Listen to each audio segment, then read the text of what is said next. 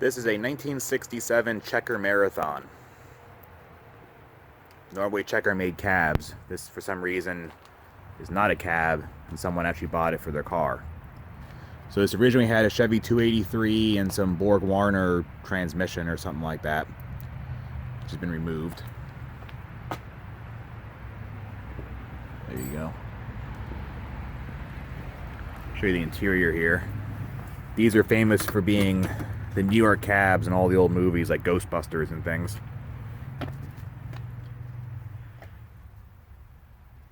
Has an old underdash AC unit. But here's what makes Checkers really cool, is because they were cabs, the back seat area is huge. Like, look at this. There's like 2.5 feet of legroom, enough to throw a spare transmission in if you feel like it. Some of these have little like jumper seats. This one doesn't, probably because it was never a cab. Interior is not bad though.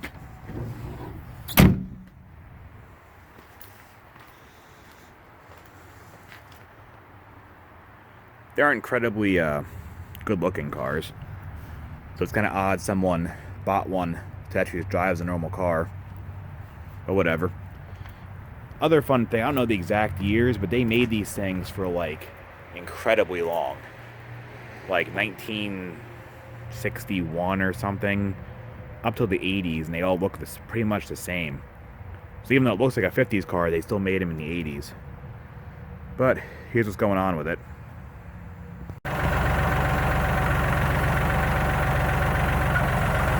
Place your bets now. Is it going to fall on the ground, go properly in the truck, or go through my back window?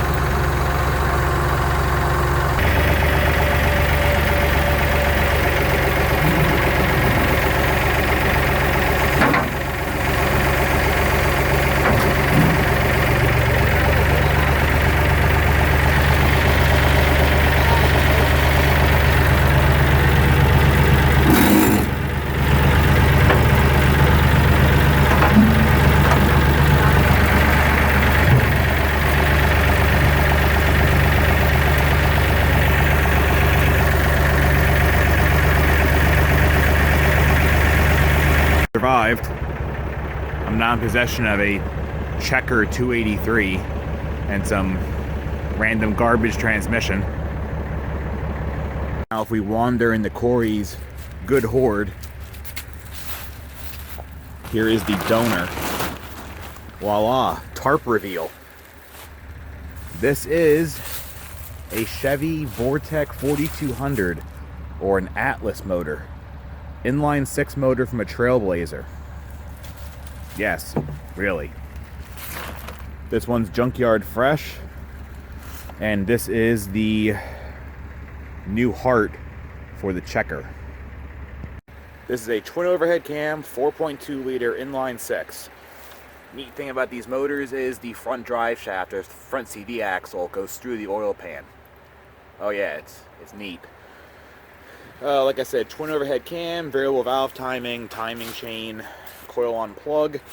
These things make between 275 and 290 horsepower, naturally aspirated. So they're actually a pretty good little motor. But they're only used in Trailblazers. I wish GM would have used them in some other stuff, because this is the best part of the Trailblazer. Pretty much everything else about them is trash.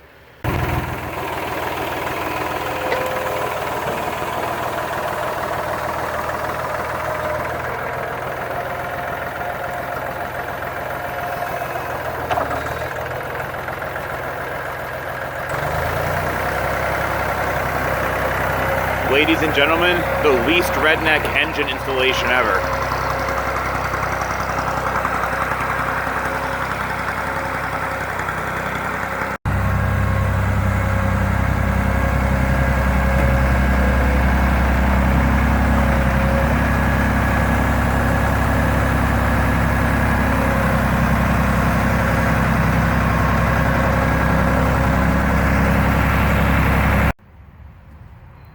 Time for some test fitting.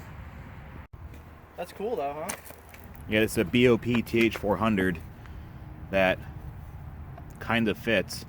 The dowel pins on these are actually threaded, so we put a bolt through the dowel going through the block here. The dowels line up. You can drill through the trans here into the block, maybe one of these up here, and the trans fits on. I think I can put a nut and bolt here, dude. Right through here. It's like, put some washers in between. Yeah, there's some meat. Yeah, I'll just go through there. And then the starter has a nose on it, which normally comes through this hole right here. You might just be able to grind this out a little bit and clear that. But at least the dowels are threaded. That's sweet. Saves a $700 adapter plate to go from the unique bolt pattern in these engines to a Chevy bolt pattern. I think it's about $200 or $300 this guy sells, but then it kind of messes your converter spacing up, so then you're in more converter trouble. I think that'd be good.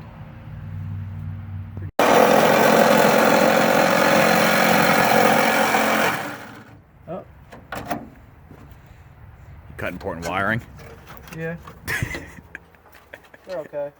I'll stop in time. As you can see, it's going well.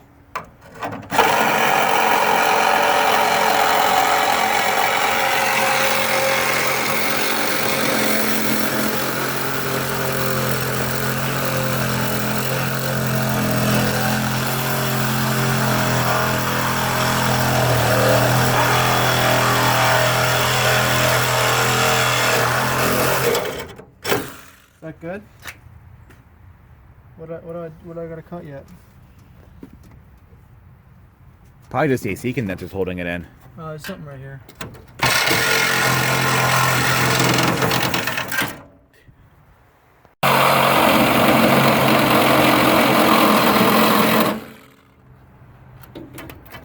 Careful, you don't want to ruin the purity.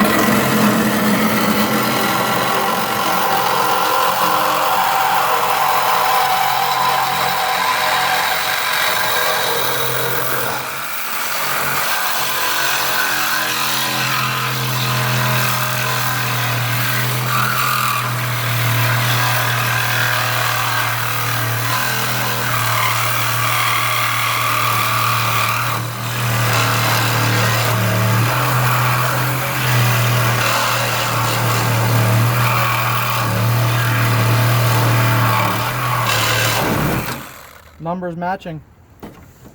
That's really nice. you can just Zeus that back in, right? Yep.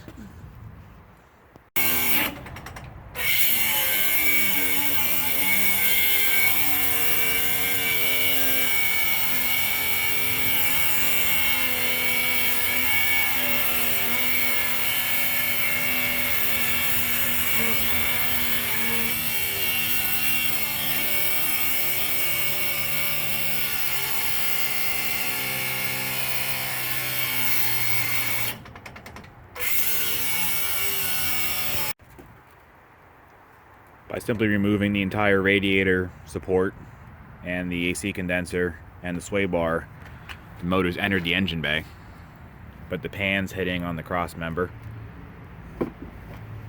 But it physically clears, it should go back a little more so there's room for a fan.